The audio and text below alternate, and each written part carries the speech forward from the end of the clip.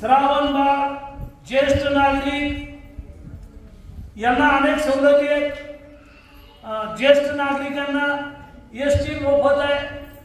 जे दिव्यांग आहेत त्यांना सगळ्यांना पगार आहे, मानधन आहे. आणि सहदेव मोरे मी अभिनंदन करेन, एक कार्यकर्ता आहे. मराठवाड्यातल्या आमदारांना काम नाही केलं एवढं सहदेव मोरेनं 60,000 पगार चालू केलं. 60,000 त्यांनी कॅम्प घेतला सेवलीला, कॅम्प घेतला नेरूला आणि सगळे अधिकारी बोलवले की भाऊचा आदेश आहे.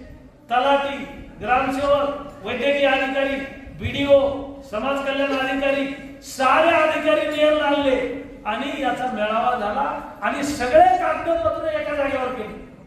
तलाठ्याचं प्रमाणपत्र घ्यायला 4 महिने, ग्रामसेवकचं प्रमाणपत्र घ्यायला 6 महिने, जे दिव्यांग आहे, जे निराधार आहे, अशा गरीब लोकांना हे सगळे कागद गोळा करायचे तर त्याच्याकडे होतच वर्ष दीड वर्ष जातात आणि त्याच्यावर पैसे नसतात.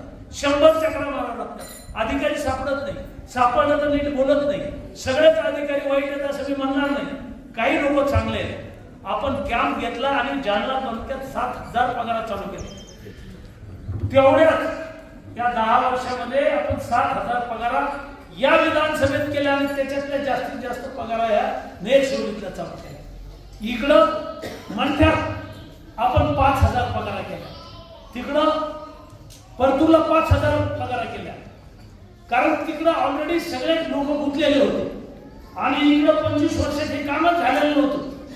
त्याच्यामुळे इकडं खूप लोक होते की ते पात्र लाभार्थी, तर त्याचा अनुशेष 7,000 झाला. आता माझ्या मतदारसंघात 22,000 लोकांच्या पगार आहे.